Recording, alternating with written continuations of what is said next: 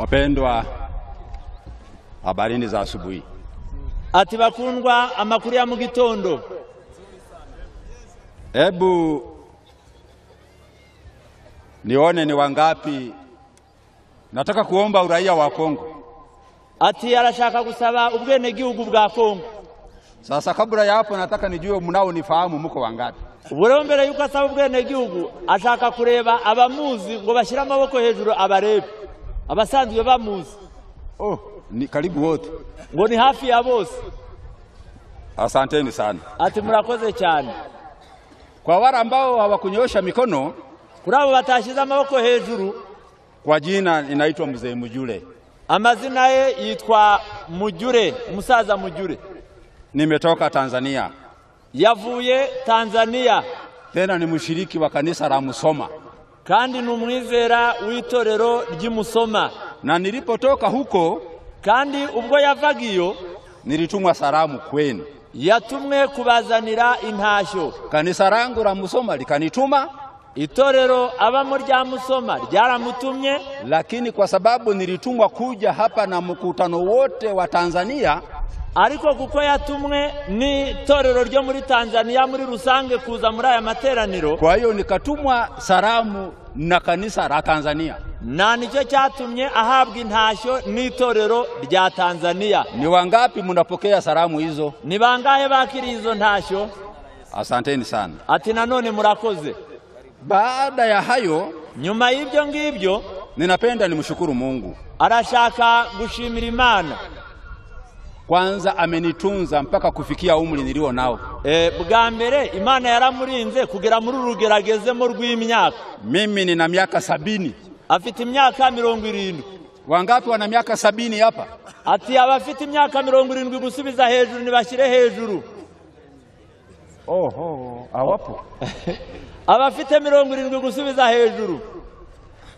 Kumbe ni wachache sana. Kumbe mimi ni mzee kabisa.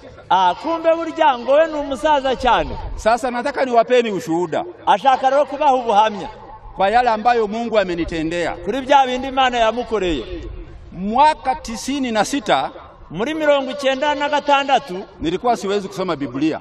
Yaradashobora gusoma Biblia. Mpaka nilienda nikapimwa hospitali. Kugeza ubwo yagiye gupimwa mu bitaro, nikapewa miwani. Ahabwa marinette. Mwaka 96. Mu mwaka 96. Nikawa nasoma kwa miwani. Akajya soma ariko akoresheje amataratara. Mwaka 98, muri 98, nikapokea ujumbe wa matengenezo. Yakira ubutumwa bw'ubugorozi. Wakaniambia nyama pembeni. Baramubwira ngo inyama zishyire ku ruhande, ariko ubwo naba reforme ntabwo ari ubungubu. Wakasema samaki pembeni. Ngo ni samaki azishyire nk'iyo hirya. Wewe utakula chakula cha nafaka na matunda. Ngo uzajurya ibyo kurya by'ibimera, amatunda n'ibinyampeke. Nilipotii ujumbe huo, ubwo yubahirizaga izo nama zo mu byanditswe yarahawe, kuanzia mwaka 98, kuva muri 98, niliweka miwani pembeni. Amataratara ahita aterera ku ruhande. Mpaka leo hii ninavyozungumza miwani yuko sandukuni.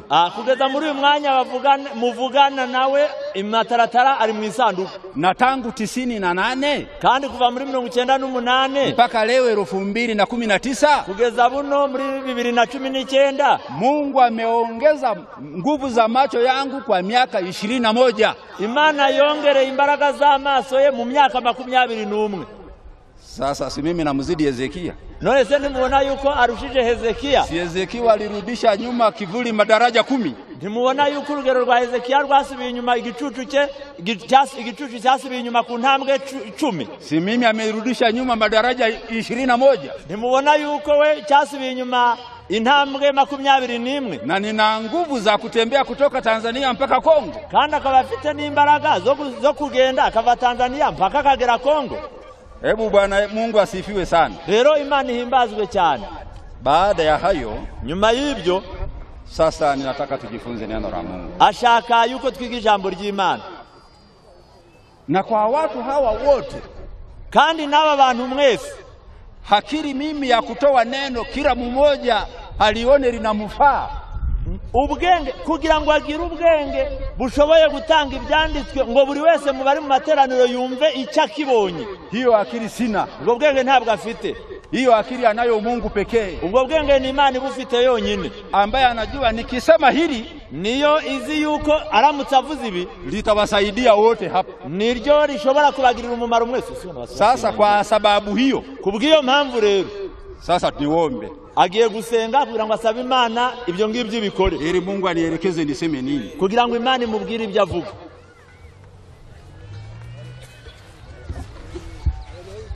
Mtakatifu Data wera, Mungu ishiye mara pasiri juu mbinguni, Mani tuyahera aho mu ijuru, ninakushukuru kwa sababu umenipatia uhai. Ngushimiye yuko wampaye ubuzima. Ninakushukuru kwa sababu umekupendeza watu wote hao wafike mahara hapa ili wasikie neno lako. Ngushimiye yuko byakunejeje ko abantu bose abangaba bagaragara hangaha. Ninakushukuru kwa sababu umenitaka mimi niseme badala yako. Ngushimiye yuko wahisemo ko mvuga mu mwanya wawe nk'igikoresho. Sasa weka maneno yako ndani ya kinywa changu, kubw'ibyo ngaho shyira amagambo yawe mu kanwa kanje, kisha utakase midomo yangu kandi iminwa yanjye uyeze, utakase masikio ya wasikilizaji kandi n'amatwi y'abumvu uyeze.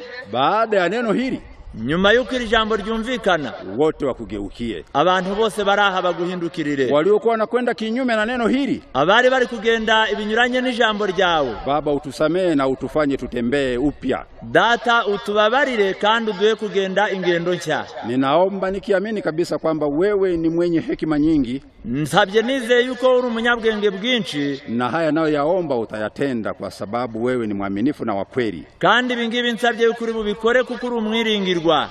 Naomba katika jina lake Yesu, amen. Mbisabye mu izina rya Yesu.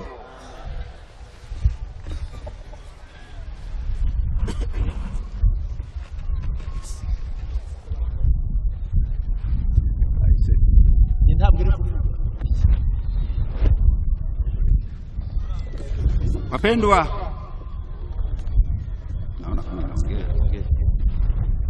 asubuhi ya leo muri iki gitondo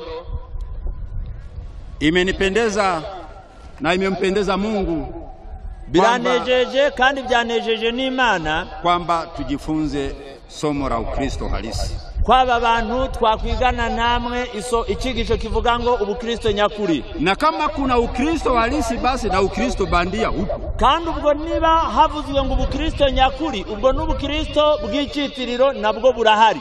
Mwalimu Abeli alifundisha juzi, mwene data Abeli ejo bundi yarigishije kwamba kama unaamua kuwa Mkristo, wewe Mkristo wa kweli. Niba uhisemo kuba Mkristo, shobora Mkristo nyamukristo. Usije ukawa Mkristo ukafanana na wapiga debe. Ntukaba Mkristo ari kumeze nk'abakarasi bo muri gare. Unajua wapiga debe Tanzania wako, bari abantu baba muri parking bashaka abagenzi babayo muri Tanzania, wenyewe kazi yao ni kutafuta wasafiri. Umurimo wabo bantu aribo bitwa abakarasi nuwo gushaka abagenzi. Gari ikijaa, imodoka iyo yuzuye inaondoka, yeye anabaki. Imodoka iragenda wagasigara, anatafuta gari nyingine, agashaka indi modoka. Sasa Ukristo uboneka muri Matayo 7:12. Matayo 7 mstari wa 12. Matayo 7:12 unasema hivi, aranditse ngo, basi yoyote muyatakayo mtendewe na watu, nanyi watendeeni vivyo hivyo, maana hiyo ndio Torati na manabii. Nuko ibyo mushaka ko abantu babagirira byose mubariko mubagirira namwe, kuko ayo ariyo mategeko n'ibyahanuwe. Yani inaposema ndiyo Torati na manabii, iyo bitabo bivuze ngo abiri yatambutse, noneho habonwa kuvugwe iringiri. Kuna mahara pameandikwa mcheni Mungu na kumtukuza, kwa maana hiyo ndiyo Torati na manabii. Kuna mahara pameandikwa tena, nafikiri katika somo la simpe mwanamke ni kufundisha, alafu papa kaandikwa amri za Mungu. Kandi ubugifite imigendere ihuje n'ijambo ry'Imana mahwe. Kwa hiyo unapokutana na neno ndiyo Torati na manabii, niyo mpamvu nuhura n'ijambo rivuga ngo niyo amategeko n'ibyahanuwe, ujue kabisa kwamba unapolitimiza hilo, uzamenye neza yuko iyo usohoje ibyo, basi wewe umetimiza amri zinatakaje. na manabii walifundisha nini. Umenye yuko uzabusoje iby'amategeko asaba n'iby'abahanuzi bigishije. Na hiyo kubw'ibyo ni yale unayotaka kutendewa wewe, bya bintu ushaka ko abantu bakugirira, na wewe watendewe wenzako hivyo hivyo, nawe uje bakorera bagenzi bawe ibyo. Na yale usiyotaka wewe kutendewa, kandi bya bintu utifuza ko bagukorera, na wewe usiwatendewe wenzako hayo, nawe uramenye bagenzi bawe we kuzabibakorera. Kama wewe unataka kuja kusalimiwa nyumbani kwako, niba ushaka ko abantu bagusuri wawe ngo bakuramutse, na wewe ukawasalimie wengine, nawe uzaje ujya kuramutsa abandi. Zaburi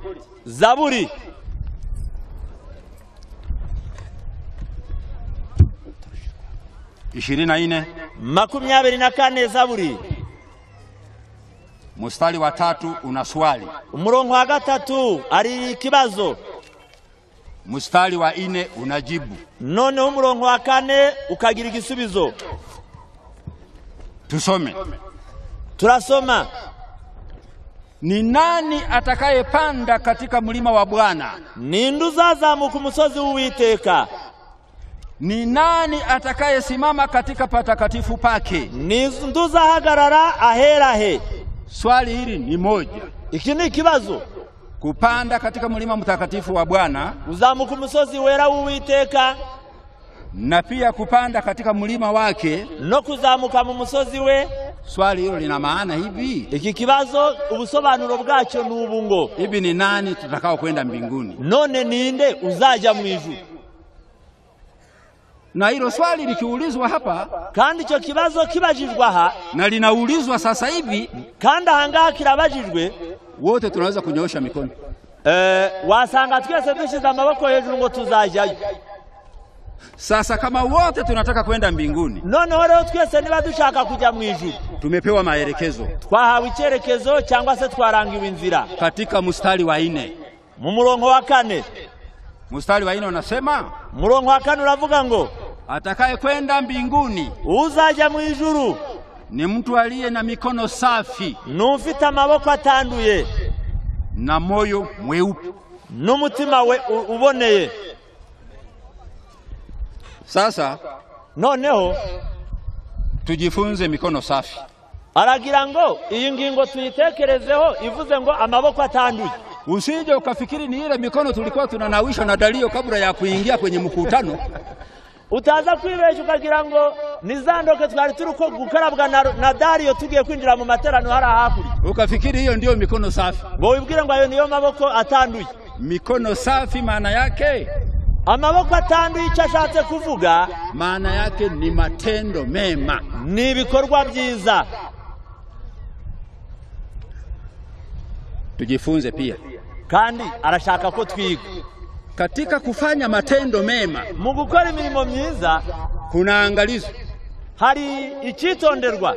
Usije ukashangaa unafanya matendo mema, ntuzatangara igihe uzaba warakoze ibikorwa byiza, alafu bado siku ya mwisho ukaacha, kandi ku munsi w'iherezo ugasigara. Na kama unataka kulitambua hilo, kandi niba ushaka kumenya kw'ibyo bishoboka, soma Wakorintho wa kwanza, uzasoma urwa mbere rw'Abakorinto sura ya 13 mu gice cya 13, nadhani ni mstari wa 2. Aragira ngo ndatekereza ko ari umurongo wa 2. Sikilizeni unavyosema huo mstari. Umva uko murongo uvuga. Unasema, uravuga ngo, tena nikitoa mali zangu zote kuwapa masikini, ngo nubwo natanga ubutunzi bwanjye ngo mbuha abakene, na nikajitoa mwili wangu niungue moto, ndetse nk'intanga ubwanjye ngo ntwikwe, kama sina upendo mimi si kitu. Ariko ndafite urukundo ntacyo mba ndicyo. Hebu fikiria kwamba umetoa mali zako zote. Ngaho nawe tekereza, aho umuntu yagera agatanga ubutunzi bwe bwose, lakini akakuona si kitu, ariko Imana ikabona ntacyo uricyo. Kumbe ni matendo ya aina gani? None se ibyo byaba ari bikorwa by'ubuhe bwoko yatakayothaminiwa mbinguni, bizahabwa agaciro mu ijuru? Mtu wa Mungu Kornelio, hari umuntu w'Imana witwa Kornelio, katika kitabu cha Matendo sura ya 10, aho ni mu gitabo cy'ibyakozwe n'intumwa umurongo wa igice cya 10, yeye alifanya matendo mema, we yagiraga ibikorwa byiza mpaka matendo yakafika mbinguni, kugeza ubwo ibikorwa bye byageze mu ijuru. na sala zake zikafika mbinguni, n'amasengesho yo mu ijuru arumvirwa. Sasa hayo ya Kornelio yalikuwaje? None si ibikorwa bya Kornelio byari bimeze bite? Soma Mathayo 6. Turasoma Mathayo igice cya 6. Uone matendo ni namna gani yanayokubaliwa na Mungu, kugira ngo umenye ngo ni ibihe bikorwa Imana yemera. Matendo Mathayo sura ya 6. Mathayo igice cya 6 imeandikwa hivi, amagambo ahanditswe aravuga ngo,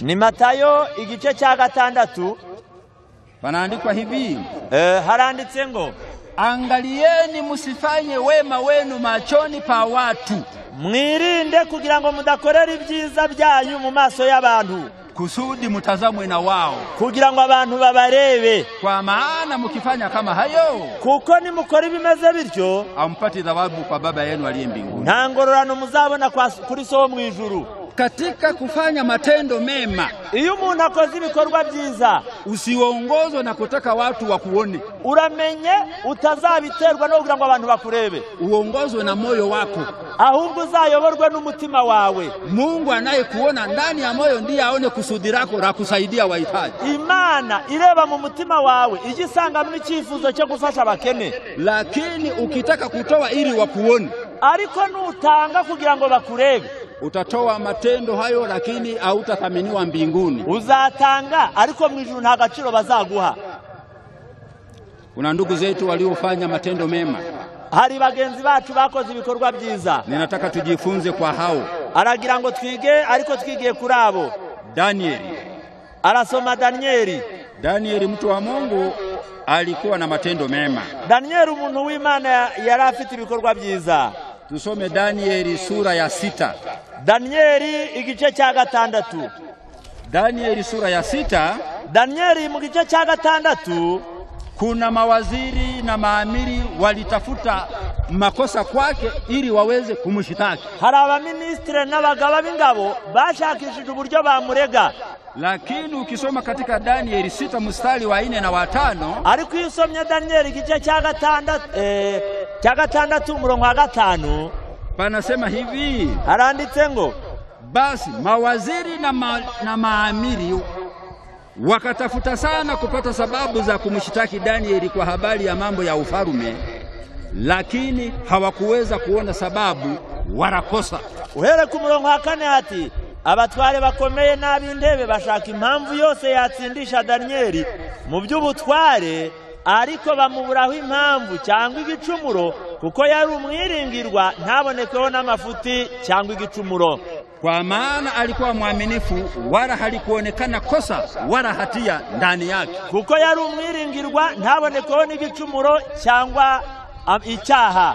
Hebu tuombe Mungu atusaidie. Bavandimwe, reka dusabe Imana idufashe. Yani watu wakikutafuta na kosa, mu gihe abantu bagushakaho amakosa, wasione hatia, be kuzakubonaho ibicumuro wala kosa, be kuzakubonaho ibyaha, kama alivyofanya Danieli. Nguko Danieli byari bimeze. Hayo ndiyo matendo safi. Ibyo nibyo bikorwa byiza, niyo maboko atanduye. Mwingine undi ambaye tunatakiwa tujifunze kutoka kwake, wadushobora kwigiraho, yuko ameandika kitabu cha Samueli. Yanditswe mu gitabo cha Samueli. Samueli wa kwanza, Samueli ya mbere sura ya 12. Ni igice ni cya 12. Tuone mwenye matendo mengine mema. Turebe undi muntu wagize ibikorwa byiza. Ameandikwa hivi, haranditswe ngo, kisha Samueli akawaambia Waisraeli wote, nuko Samueli abwira Abisirayeli bose ati, angalieni, nimeisikiliza sauti yenu katika hayo yote mlioyasema. Dore ko mbemereye ibyavuye mu byifuzo by'akanwa kanyu. Nimemutawaza mfarume juu yenu, none maze kubimikira umwami. Basi angalieni, mfarume anakwenda mbele yenu, none uwo mwami ajya baje imbere, na mimi ni mzee, njewe ndashaje, mwenye umvi, mezi mvi. Tena tazameni, wana wangu hapo pamoja nanyi, kandi dore abahungu banje muri kumwe, nami nimekwenda mbele yenu toka ujana wangu hata leo. Muzi yuko nagenderaga imbere yanyu uhereye mu buto bwanjye ukageza ubu. Nami niko hapa basi, ndi hano munishuhudie mbele za Bwana, nimunshinje imbere y'Uwiteka na mbele za masihi wake, n'imbere y'uwo yimikishira amavuta. Na alitwaa ng'ombe wa nani? Mbese haruona nyazi nkaye? Ni alitwaa punda wa nani? Cyangwa haruona nyazi ndogobeye? Au ni nani niliyemdhulumu? Ninde nariganije ibye? Ni nani niliyemuonea? Ninde nahase? Au kwa mkono wa nani nimepokea rushwa nipofushe macho? Cyangwa ninde natsi imponga nikampuma amaso? Nami nitawarudishia. Ngo mbibarihe. Nao wakasema, nabo barasubiza bati, haukutudhulumu, ntabwo waturiganije, wala hukutuonea, kandi ntabwo waduhase, wala hukupokea kitu kwa mkono wako wa mtu awaye yote. Nta nicyo wanyaze umuntu wese. Munamusikia Samueli? Muramwumvise Samueli? Huyo ndio mtu aliyekuwa na mikono safi. Uwo niwe muntu dusoma mu byanditswe ari ufite amaboko atanduye. Usimame mbele ya watu uliowaongoza, guhagarara imbere y'abantu wayoboye, ndani ya familia yako, mu muryango wawe, umuite mke wako na watoto, ugahamagara umugore wawe n'abana bawe, uwaambie ninyi muko hapa, ukababwira uti rero muraho, hebu mniambie kama niliwahi kuwaonea, ngaho nimumbwire ikintu kimwe nigeze mbahemukira, au niliwahi kuwakosea, cyangwa se nabacumuyeho. Watoto wako wote, abana bawe bose, na mke wako n'umugore wawe wakushuhudie kwamba wewe hujawahi kutuonea. Barangiza bakagusubiza bati, ntabwo wigeze uduhata. Utoke hapa, ukava aho ngaho mu muryango, uite majirani zako, ugahamagara abaturanyi, uwakusanye wote, ukabahuriza hamwe, uwaambie ninyi majirani zangu, uti rero mwabaturanyi mwe, ni nani niliyewahi kumkosea? Ninde muri mwe nigeze mpemukira? Ni nani niliwahi kumdhulumu? Ninde nigeze nambura? Wote bose waseme kwa kweli hujawahi kudhulumu. Bakagusubiza bati, mu by'ukuri ntabwo wigeze utwambura. Na huo ndio mfano, urwo nirwo rugero, ndio mfano nao utakiwa mbele za Mungu, nirwo rugero rukenewe imbere y'Imana, na huo ndio Ukristo halisi, kandi ubwo nibwo bukristo nyakuri. Mungu akikujalia ukafika katika kiwango hicho, Imana igufashije ukagera kuri urwo rugero, utakuwa umebahatika kutembea katika njia za Mungu, uzaba wagize amahirwe kugendera mu nzira z'Uwiteka. Hapo tulikuwa tunazungumza habari za mikono safi. Iyi ngingo tuyivuyeho, ariko twari turi kuganira, cyangwa se ingingo yavugaga amaboko atanduye. Wakukose kosa, bakubureho igicumuro, hata mama n'umugore wawe, ukiita watoto wako, nuhamagara n'abana bawe, na mume wako umuite, cyangwa se uri umugore ugahamagara umugabo wawe, umuulize, mume wangu na watoto wangu nimewahi kuwakosea nini? Maze uri umugore ugahamagara umugabo wawe n'abana bawe uti, ndabinginze mugabo wanjye namwe bana banjye nimumbwire ibyo nabahemukiye. Hebu muniambie, nimumbwire. Waseme kwa kweli hujawahi. Maze bakakubwira bati, mu by'ukuri ntabwo wigeze uduhemukira. Hiyo ndio mikono safi. Ayo niyo maboko atanduye. Tunatakiwa kuomba tufikie hapa. Turasabwa gusenga kugira ngo tugere kuri urwo rugero. Sasa tunaenda kwenye moyo mweupe. Noneho turashaka kugera ku yindi ntambwe ivuze ngo umutima uboneye. Maana imeandikwa hivi, uko byanditswe ngo ni wale wenye mikono safi abazazamuka umusozi w'Uwiteka n'abafite amaboko atanduye na moyo mweupe, barangiza bakagira n'umutima uboneye. Neno hilo limeandikwa katika Zaburi. Iryo jambo ryanditswe muri Zaburi, lakini pia limeandikwa katika kitabu cha Mathayo. Ariko nanone ryanditswe no muri Matayo.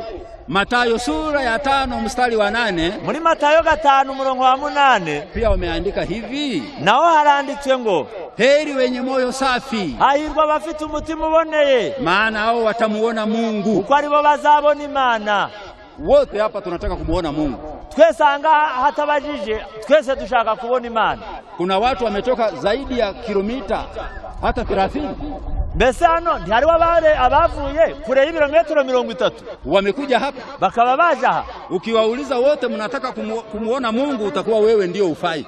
Umuba urangaye kubaza mbe mushaka kuzabona Imana, mu by'ukuri ntabwo baje ibibazo byumvikana. Ngoja niwaambieni jambo moja.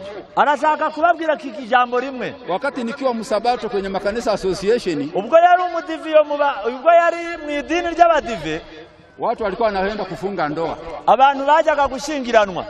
Halafu akifika hapo, yageraho wanaanza kumuuliza mwanaume, bagatangira kubaza umugabo ngo, wewe unampenda huyu mama?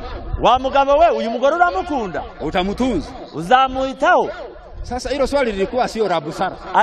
none mwebwe murukumva icyo kibazo kiri mu ubwenge. Hebu fikiria kwamba mtu ametoka Goma. Nawe tekereza umuntu yavuye Goma. Amekuja kuoa hapa Ngungu. Aje gusaba umugeni hani Ngungu. Alafu unafika unamuuliza unampenda huyu mama. Marangiza ukangara kumaza ngo mbegu yuramukunda. Amupendi atoke Goma kote afike hapa au amupendi. None subwo umuntu yavuye Goma kaza kuzambagiza ngaha bakemeranya arangiza akabatamukunda. Sasa hilo ni swali. None subwo urukumva icyo kibazo kiri mu ubwenge. Sasa nikiwauliza hilo swali tafanana na hao. None hanamwe babaje ngo mbe mushaka kujya mu ijuru yabameze nka baba pasitoro babazaga umusoro ngo mbakunda umukobwa kandi yaramukoye. Wote najua tunataka kwenda mbinguni. Arabizi twese abari hano dushaka kujya mu ijuru. Lakini maandiko yanasema, ariko ibyanditswe biravuga ngo ni heri wenye moyo safi. Hahirwa abafite imitima iboneye. Sasa moyo safi ni moyo wa aina gani? None se umutima uboneye ni umutima umeze. Baada ya kujifunza somo hili, nyuma yuko twiga kino cyigisho, sasa kila mtu atafute kuwa na moyo safi. Buri wese avanga agiye gushaka umutima uboneye. Moyo safi ni moyo ambao Mungu akikuchunguza. Umutima uboneye ni wa wundi Imana ishobora kukugenzura. Wanadamu tunachunguza matendo. Murebe twebwe abana b'abantu tugenzura ibikorwa. Na ndio maana nimesema katika matendo waite jirani waulize nimeshakuwasia nini. Na niyo mpamvu mu bigendanya n'ibikorwa yuhamagara abaturanyi babaze ngo mbe wababangamiye iki. Lakini tunapokuja kwenye moyo, ariko iyo tugeze ku mutima uboneye, sasa hiyo ni kazi ya Mungu. Wowe ni umurimo w'Imana. Mungu anakuchunguza. Imana irakugenzura. Yani akikuchunguza ndani ya moyo wako isiwemo dhambi. Imana ikigenzuye umutima wawe uramenya itazasanga mw'icyaha. Ngoja niwaambieni. Aragira ngo ababwire. Mimi kama malaika wa Mungu angelitokea akaja hapa, yabaye malaika w'Imana yashoboraga kuza akagera akasema Mujule nionyeshe matendo yako mabaya uliyoyatenda wiki hii. Ati Mujule nyereka ibikorwa byawe bibi wakoze muri iki cyumweru. Nitamwambia aonyeshe. Yabwira malaika ngo byerekane wowe, kwa sababu ninajua sijatenda mambo mabaya. Kubera yuko muri iki cyumweru aziko nta bibi yakoze kubikora. Lakini akiniambia nionyeshe mawazo yako uliyoyawaza wiki hii, ariko malaika amubwiye ati nyereka ibitekerezo bibi wagize muri iki cyumweru.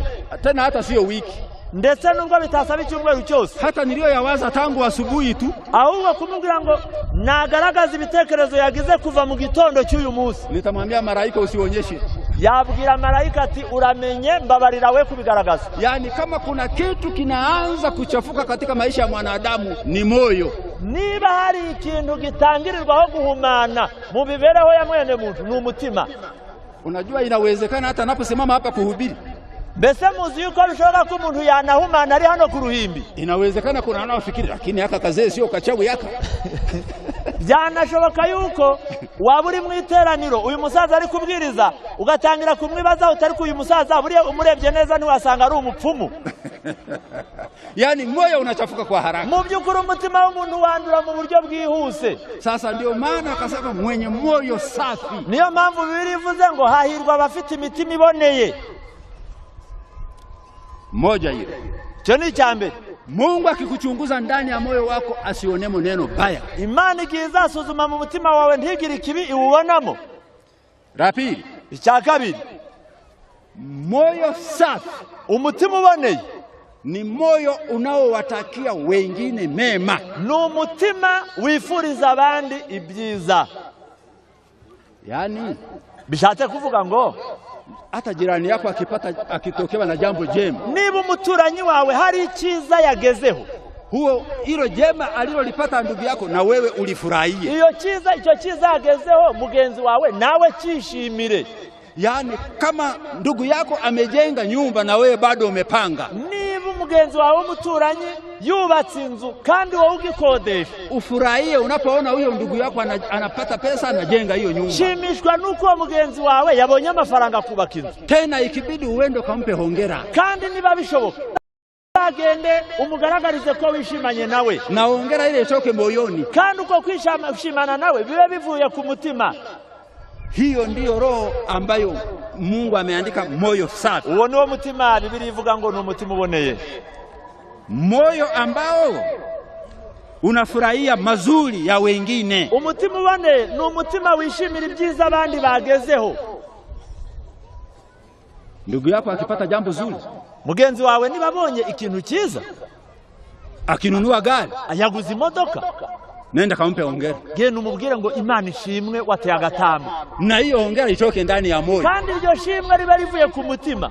Unajua wapo watu murabizi hariho abantu hata mtoto wa jirani yake akishinda mtihani wa kwake ameshinda nukuvuga ngo hari abantu iyo umuturanyi w'umwana we yatsinze ishuri agatsinda ikizame ariko wowe wawe yatsinzwe bado roho yake inaharibika. Hari abantu bagira umutima mubi ku buryo bononekara bononwe nuko umwana w'umuturanyi yatsinze. Yani anakaa hapo anafikiria seyeri wangeshindwa wote kugeza ubwo umuntu ashobora gutekereza ngo yabaye bose bashoboye bagatsindwa.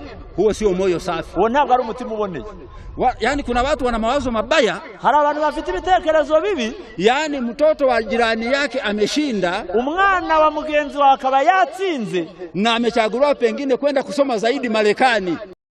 Bakakabaya hawe buruse yo kujya kwiga muri Amerika, badala ya kumuombea afike salama au tamusengeye ngo azagere y'amahoro, tena umuombee na huyo mitihani naye kwenda kusoma huko Marekani ashinde, au tanamusengeye ngo nijaziga muri Amerika zabitsinde. Mtu anasema eti amepanda ndege.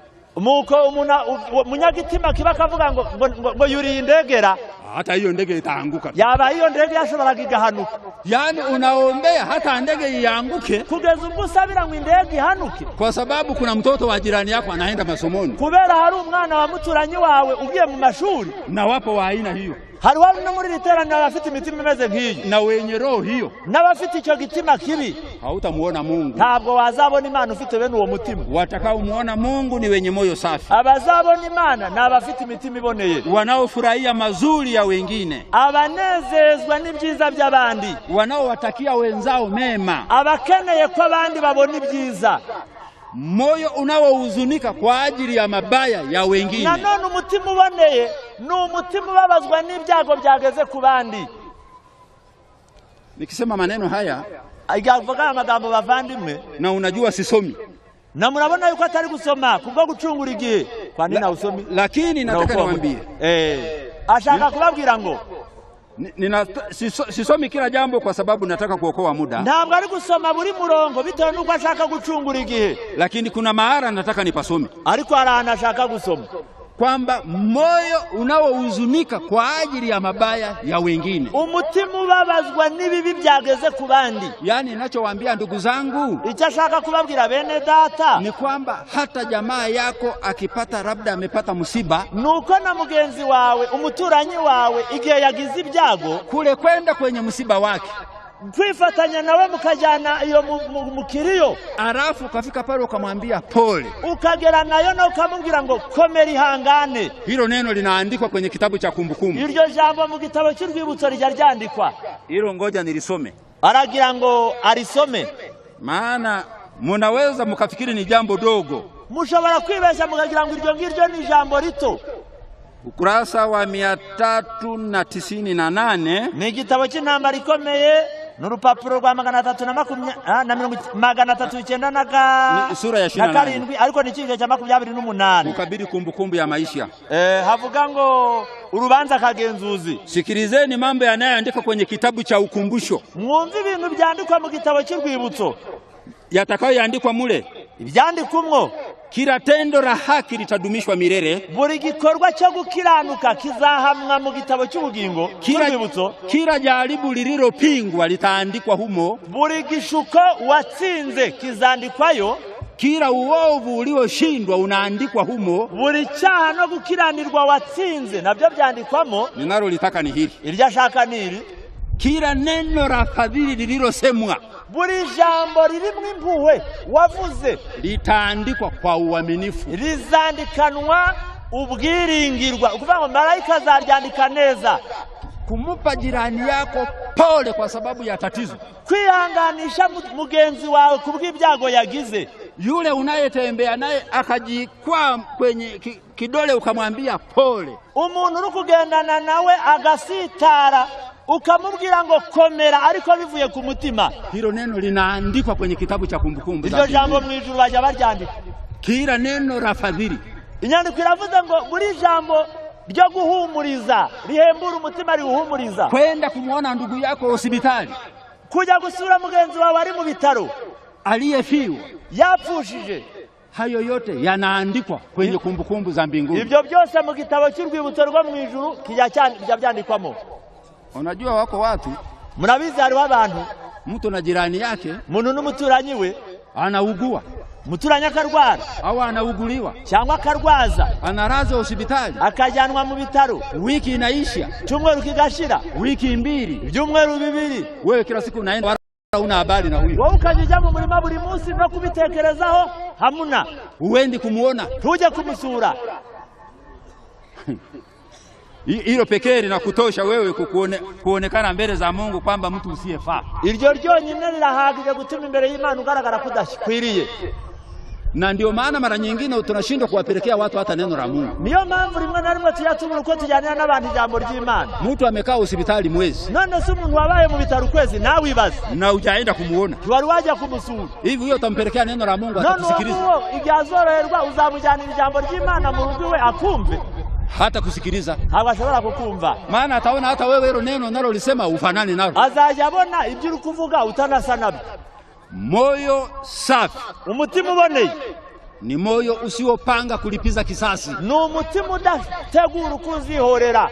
Katika dunia hii ndugu zangu, kuna wale wanaotukosea. Muri iyi si bavandimwe harimo abantu bajya baduhemukira. Tena nilisoma kitabu kimoja, hari n'ahantu hamwe mu gitabo yigeze asoma, sikikumbuki vizuri, ntabwo akibuka neza, lakini niliposoma kitabu hicho, ariko ubwasomaga icyo gitabo, kinasema kwamba kuna watu wa Mungu baadhi katika kijiji, kwa mfano kama kijiji hiki, hari abantu b'Imana mu karere runaka, wanaweza kuwepo hapa watu 10, bashobora kuba bari abantu 10 wanaoomba, basenga, na Mungu anasikiliza maombi ya hao, kandi Imana ikumva amasengesho yabo, na watu wote katika kijiji hiki wanaamuka salama kwa sababu ya hao 10. Ariko abo bantu bakabyukana mahoro kubwabo bantu 10. Nilipokuwa nikisoma kitabu hicho, ni katika tumaini la vizazi vyote, ni tumaini kwamba hata waovu wanaishi kwa sababu ya neema ya watu wa Mungu. Yes, asante sana. Ni mubivuga mu bihe byose avuga yuko n'abakiranirwa babeshejweho nuko abantu b'Imana bakiri mu isi. Nilipokuwa nikisoma hapo, ubwo yasomagaho, nikawa namkumbuka Ibrahimu, yibutsa Aburahamu. Kumbe ndio maana alikuwa akimuuliza wale malaika aliyokwenda kuangamiza Sodoma. Burya niyo mpamvu Aburahamu yabaje bari abamarayika bari baratumwe kuja kurimura Sodomo. Alikuwa anamuuliza, je, ukikuta watu 50 huko? Akamubaza ngo none usanze abantu 50? Akasema nitawaacha kwa ajili ya hao 50. Malaika bamusubiza ati kubwabo 50 nzabareka. Ukikuta 10 huko? Usanze 10 nitawaacha kwa ajili ya hao 10. Kubwabo 10 nzaharokora. Kumbe wapendwa, niyo mpamvu bakundwa, kuna watu inawezekana ni 10 tu katika kijiji hiki, byashoboka ko abantu 10 gusa muri uyu mudugudu wanaoomba Mungu, basenga Imana, na watu wote wanaamka wakiwa salama, nuko abantu bose bakabonera amahirwe kuri bo bakaba mahoro. Lakini maandiko yanasema hivi, ariko ibyanditswe biravuga ngo bado hao watu tunaowaombea wala hawatushukuru. Aba bantu dusengera bashobora no kuhatadushima, tena wanatudharau, bashobora no kudusuzugura, tena wanatukosea, ndetse bakadukwemukira. Lakini maandiko yanasema, ariko ibyanditswe byera biravuga ngo tusiwe na moyo wa kulipiza kisasi, tukigere nari mugira umutima wo kwihorera hata kama unakosewa, nubwo baguhemukira. Maandiko yamesema katika Biblia byanditswe biravuga ngo kwamba kisasi ni kazi ya Mungu, ngo guhora nuko Imana. Tena kama una adui yako umuombe, kandi niba ufite umwanzi uje umusabira. Watu huona kazi ngumu kumuombea adui. Abantu bajya babona ari umurimo ukomeye gusabira umwanzi. Yani anaona huyu mtu amenikosea, none uyu muntu wampemukiye, halafu tena nipige magoti kumuombea, none mfukame musengeri. Lakini kuna siri kubwa katika maombi. Ariko reka mbabwire ngo hari ibanga rikomeye mu masengesho, kwa sababu unapoomba, kuko iyo usenga, si utamuombea huyu aliyekukosea Mungu amubadilishe tabia. None se ntuzabura gusenga ngo uyu waguhemukiye Imana imuhindure ingeso. Kwa hiyo Mungu akimubadilisha tabia, huyo mtu si hataendelea kukukosea. None si Imana imuhinduye ingeso ntazarekeraho kuguhemukira. Kwa hiyo ndio maana Mungu anasema umuombe. Niyo mpamvu Imana ivuga ngo waguhemukiye uje umusabira. Sasa sisi tunakataa kuwaombea maadui zetu. None leo twebwe ikibazo tuyazwanga gusabira abanzi bacu. Sasa unaona hasara utakayoipata. Ngaho reka mbere igihombo uzaterwa no kudasabira umwanzi wawe. Hasara utakayoipata, igihombo uzagira si umuombei. harungu umusengera se ataendelea kuwa mbaya none se ntazakomeza kuba mubi na ataendelea kukukosea none se naba mubi ntazakomeza kuguhemukira lakini ukimuombea ariko umusengeye Mungu atamubadilisha Imana ikamuhindura anakuwa mtu mwema azaba mwiza mnakaa naye vizuri noneho muturane neza hiyo ndio faida ya maombi iyo niyo nyungu y'amasengesho ariko bavandimwe mu rukundo ari inyungu wana harimo inyungu no kugabanya abanzi gusengera abatwanga nukubagabanya iyo bahindutse baba bari kugabanyuka kabisa ndio faida ya kuomba iyo niyo nyungu y'amasengesho lakini watu wanasema adui yangu huyo tena wewe alirogaga na mtoto wangu sitaki hata kumuombea none umuntu aranga ati uriya n'umwanzi wagenda ndogera n'umwana sinamusengera sasa wewe acha kumuombea gaoreka kumusengera urebe ataroga na mwingine nunda zamuroga none lakini ukimuombea ariko umusengeye Mungu anamubadilisha Imana ikamuhindura anaacha kuroga watoto wako azarekera kuroga abana bawe hiyo ndio faida ya maombi hiyo niyo nyungu y'amasengesho ariko kuno kuri kutagishwa impaka uni ukweli usiyopingika kakwe kabisa Mungu hawezi kuandika hivi ntabwo Imana ijya yandika ikintu ipfuye kwandika ibifite impamvu moyo safi umutima uboneye ni moyo usio na hisia mbaya ni umutima udakeka ikibi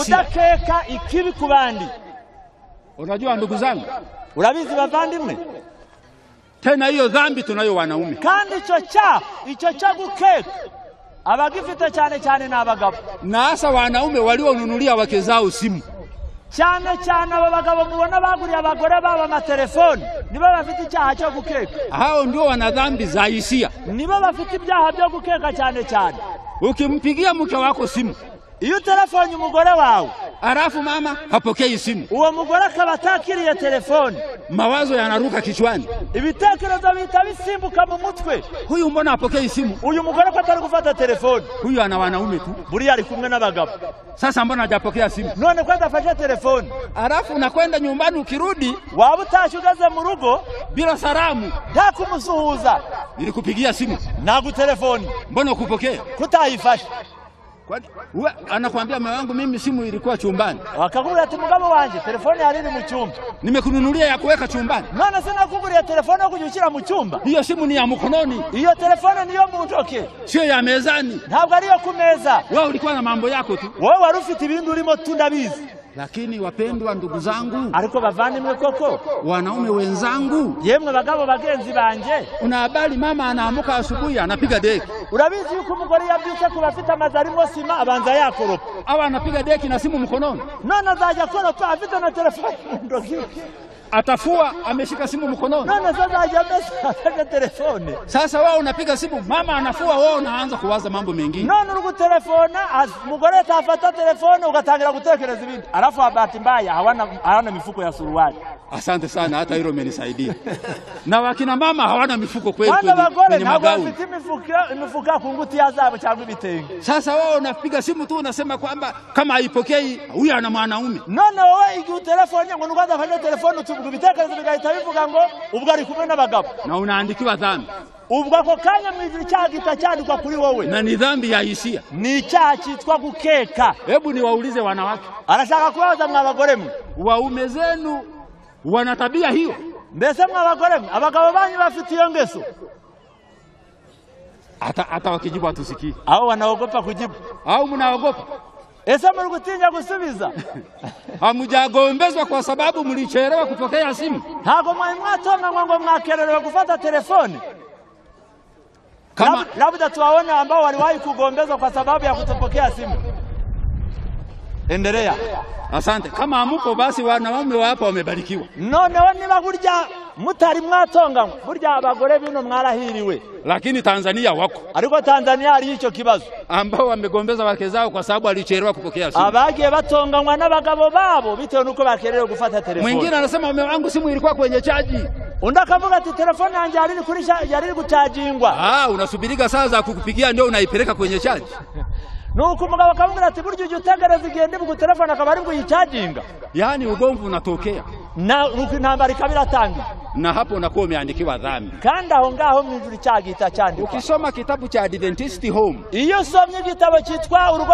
rwa Gikristo, kinasema kwamba mwanaume unaporudi ndani ya nyumba yako kama ukuwepo, cyanditswemo amagambo avuga ngo wa mugabo we igihe utaruri mu rugo ugataha, urudi ukiwa na uso wa kutabasamu. Nguzaje utaha ufite uruhanga rukeye rumwenyura. Watoto wanapokimbilia kukupokea wewe unawapokea kwa kutabasamu. Abana igihe birukanga kuguramutsa uje baramutsa ariko wasetse uruguseka wamwenyuye. Hauruhusiwi kurudi kwako umekunja uso. Nta mugabo w'umukristo wemerewe gutahiwe yakambije impanga. Kule kurudi kwako umekunja uso tu utakuwa umepungua mbele za Mungu. Iyo utashi wawe wakunjije agahanga wakambije impanga imbere y'Imana uwa wapi mukagaragara kudashyitse. Sasa wewe unakuja nyumbani unahisia, none iyo utashi uvuye iyo ngiyo ariko ufite gukeka, mke wako ambaye amekuandalia na chakula wewe unafikiria kwenda kumtukana.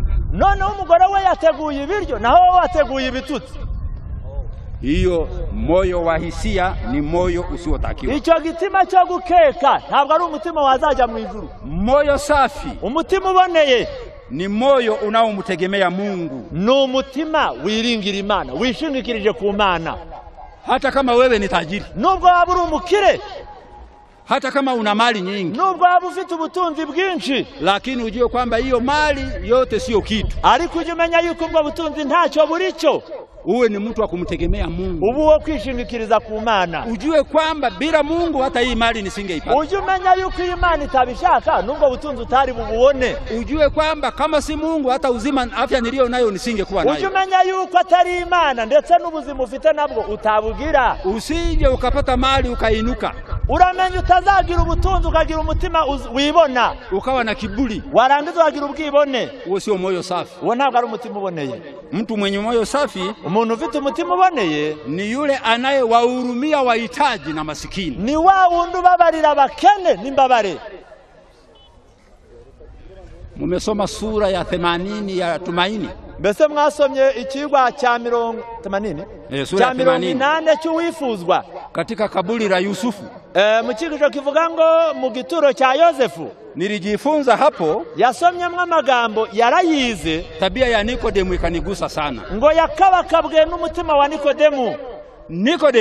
Nikodemu pamoja na Yusufu hamwe na Yosefu, maandiko yanasema hivi, ibyanditswe biravuga ngo hawakumuona Yesu kama ni mtu wa maana sana. Mbere ntago babonaga Yesu ko ari umuntu w'agaciro, na kwa sababu walikuwa wanaogopa baraza la Sanhedrin lisije kaelewa vibaya. Kuko kandi batinyaga urukiko rukuru rw'Abayuda ngo rutazabatekereza nabi.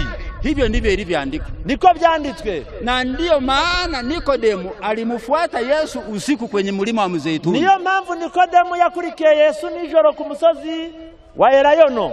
Alipomfuata, ubwo yamukurikiraga, yako mambo walizungumza hapa. Hari ibiganiro bagiranyaho. Lakini kuna moja ambalo nataka niliseme. Ariko hari jambo rimwe ashaka kuhavuga. Yesu alimwambia Nikodemu hivi. Yesu yabwiye Nikodemu ati, utakapomuona kama ilivyoandikwa kwamba Musa alimuinua nyoka jangwani, yaramubwiye ngo kuko Musa yamanitse inzoka mu butayu, ndivyo utakavyomuona mwana wa Adamu ameinuliwa juu ya mti. Nikuzabona n'umwana w'umuntu amanitswe hejuru y'igiti. Maneno hayo Nikodemu anasema hakuyapa uzito. Ayo magambo Yesu yavuze ntabwo Nikodemu yahaye uburemere. Sasa Yesu alipokufa, ariko Yesu ubwo yapfaga, hapo ndio munisikilize kwa makini. Aho niho dushaka yuko mubyumva neza. Yesu alipokufa, Yesu ubwo yapfaga, jambo la ajabu lilitokea. Hari igitangaza cyabaye.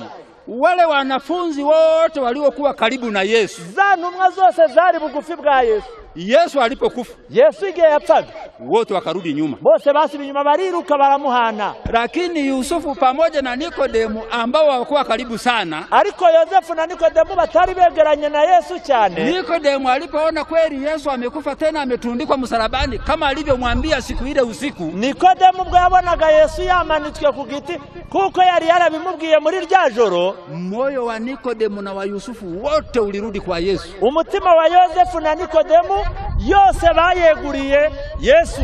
Wakamupenda Yesu, baramukunda, wakaamua sasa kutekeleza yale Yesu aliyokuwa akiwaeleza. Bafata umwanzuro wo gushyira mu bikorwa bya bindi byose Yesu yababwiye. Na maandiko yanasema hivi, kandi ibyanditswe biratubwira ngo hapo Nikodemu alikuwa tajiri. Nikodemu yari umukire. Baada ya kuona hayo yote yaliyotokea ambayo Yesu alimwambia akingali hai, amaze kubona ibyabaye byose Yesu yari yaramubwiye ubwo yari akiri muzima, aliamua kumugeukia Yesu. Nikodemu yafashe umwanzuro wo guhindukirira Yesu, akatoa mali zake zote ili zipeleke neno la Mungu. Ubutunzi bwe bwose arabutanga kugira ngo bukore umurimo w'Imana. Maandiko yanasema alitoa mali paka akabaki maskini. Ibyanditswe biravuga ngo ubutunzi yarabutanze bwose asigara ari umukene. Na mimi siwaambii kwamba na ninyi mutoe mali zote mubaki maskini. Ntabwo ashatse kubabwira ngo mutange ibyanyu byose muhinduka bakene. Lakini nachotaka kusema, ariko icyo ashaka kuvuga, moyo safi, umutima uboneye, ni moyo unaowahurumia wahitaji, ni umutima ubabarira bakene, na ni moyo ambao unapanga daima kusaidia kazi ya Mungu. Kandi ni umutima uhorana gahunda n'imipango yo gufasha umurimo w'Imana iteka. Ukisha kuwa na moyo safi, maze kugira umutima uboneye, utapanga daima kusaidia kazi ya Mungu isonge mbele. Uzahorana ibitekerezo byo gufasha umurimo w'Imana ngutera imbere. Kwa mali zako,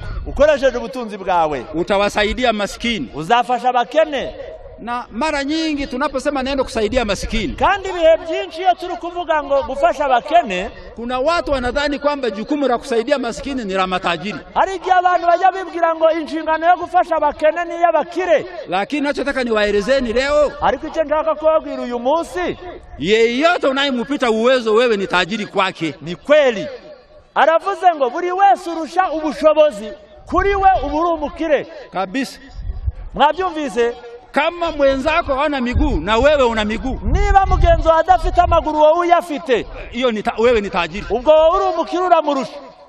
Usije ukafikiri hili jukumu la kusaidia masikini ni la matajiri. Ntukibeshye ngo ugire ngo inshingano yo gufasha abakene ni y'abakire gusa. Na unapoacha kusaidia masikini, kandi iyo udafashira abakene, usije ukajidanganya kwamba si mimi Mungu ananijua sio tajiri. Ntukaje wibeshya ngo wihumurize ngo Imana izi yuko ndi umukene. Kama wewe liko pale chini anaomba unamuzidi, niba hari umuntu wicaye hariya hasi ari gusabiriza, wowe uramusumba. Wewe ni tajiri, wowe uri umukire, na unatakiwa kumsaidia, kandi ukenewe kumufasha. Na mtu mwenye moyo safi, noneho umuntu ufite umutima uboneye, atasukuma mbele kazi ya Mungu kwa mali yake, azasunika umurimo w'Imana uteza imbere akoresheje ubutunzi bwe, kama alivyofanya Nikodemu. Nkuko yakoze Nikodemu.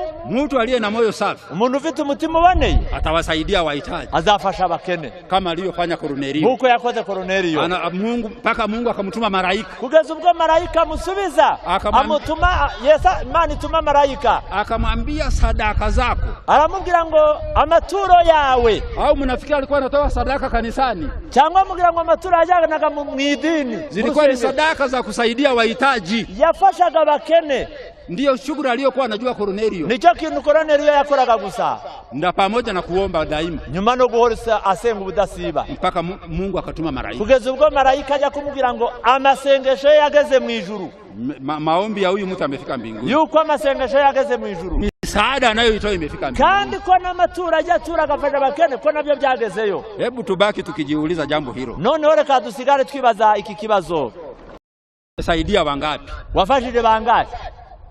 Siku moja, umunsi umwe, mimi naye hubiri hapa, uyu nguyu uri kubabwiriza ahangaha, nilijaribiwa sana na shetani. Warige igazagaragazwa cyane na Satani. Munaojua Gisenyi, abaza handi Gisenyi, nilifika Gisenyi wakati fulani nikawa ninakaa pale kwa Nkanika. Harige yageza Gisenyi akaba kwa Nkanika. Sasa ukiwa unatokea stendi, uramuturu kuvani muri gare ya Gisenyi kubahazi, upande wa kulia ndio kuna sehemu watu wanatembea kwa miguu, mu buryo niho abantu bagenda ku maguru, na hiyo sehemu ndio wanakaa wale masikini, kandi babakene n'ibirema niho babicaye aho ngabo bategerereza abantu. Sasa nikapita pale siku ya kwanza, noneho ku munsi wa mbere arahanyura, nikaenda ninawapa hera, walikuwa kama watatu, akagenda amuhereza ngo bari nka batatu. Sasa siku ya pili nikaenda tena mjini, umunsi wa kabiri ajya mu mugi. Nilipokuwa ninarudi tena kwa Nkanika, ari kusubira kwa Nkanika, kupitia huo mkono tena anari kunyura muri kwa kuboko, nikaanza kuwaza usi wanakaaga masikini huko. Batangira kwibaza atari kubundi baba ndi basaba ntibabaha ngaha. Nikataka kugeuka nipitie huko kushoto, bashaka kwambuka ngo nyura hakurya ibumoso. Nikasimama, arahagarara, nikasema lakini sasa nimefanya dhambi kubwa. Avuga atari kubungubu ndacumuye rwose, sasa nataka niwakwepe. None se nshaka kubakwepa, ngoja niende tu. Aravuga ngo reka mfe kwa mbanyure tu. Mara nyingine ubinadamu waweza kukuijia. Mu by'ukuri ubu muntu ndabuja buza. Mimi uliniijia. Icyo gihe bwamujemo. Lakini bahati nzuri Mungu akanikanya mapema. Ariko amahirwe yagize nuko Imana yamuburiye hakiri kare. Akaniambia pita huko. Nyura aho ngaho urugukwepa. Sasa hao ni mawili. Ibyo ni bibiri. Upunguze kwenda mjini. Waravuga iyo uya n'icyo kibazo urahitamo kimwe muri bibiri. Gabanya ingendo zawe zo kujya mu mugi udahura n'ababakene. Au ukitoka mjini panda pikipiki. Cyangwa niba uvuye mu mugi urira moto kugira ngo utabageraho. Lakini ukipanda pikipiki si Mungu atakuona unakwepa wahitaji. None se nurira moto maana ntibona kukwepya abakene. Maana si Mungu anaangalia moyo. None se Imana ntireba mu mutima. Utalazimika tu utembee tena. Yewe arega aho ngaho bizana gusaba kugenda n'amaguru. Maana maandiko yanasema uko ibyanditswe bivuga ngo Mungu amewaweka hao masikini ili aone wema wa matajiri. Imana yashize abo bakene kugira ngo irebe ubugira neza bwabo bakire. Na tajiri ni yeyote anayemuzidi. Kandi umukire ntabwo ari ufite amamodoka n'amazu, ahubwo umukire ni wa wundi uwusumba aba ari umukire kuri we, uburi umukire kuri we. Ndugu zangu ninashukuru. Bene data ndashima. Tutafakari maneno hayo. Aya magambo tuyatekerezeho. Ni mazito. Araremereye.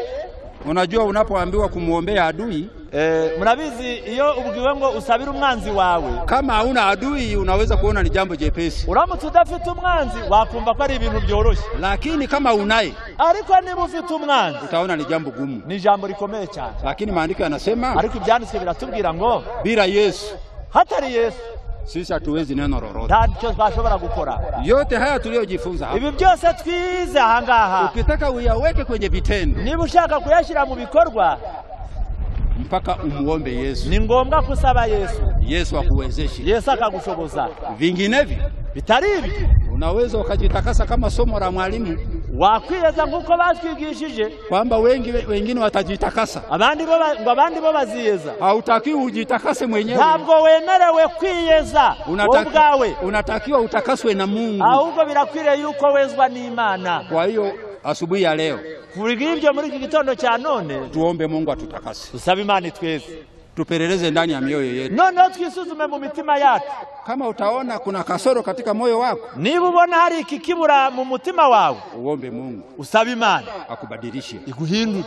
Ili siku ile Mungu ajapo, kugira ngo wa munsi Imana ni Yesu naza, kama Mathayo inavyosema. Uko Mathayo havuga, Mathayo 5 sura ya mstari wa 8, mu gice cya 5:8, unasema heri wenye moyo safi. Aranditswe ngo hahirwa abafite umutima uboneye, maana hao watamuona Mungu. Kuko nibo bazabona Imana. Mchana wa leo, muri ayo masaha na siku ya leo, n'uyu munsi, hebu kila mmoja atafute kuwa na moyo safi. Buri wese nashaka uko yagira umutima uboneye, atafute kuwa na mikono safi, kandi ashaka ukuryo yagira amaboko atanduye. Mungu awe pamoja nasi. Imana ibane natwe. Abariki neno hili, kandi Imana ihumukishire ijambo katika jina lake Yesu, mu izina rya Yesu umwami wacu. Amina. Amen. Kuna wito kwa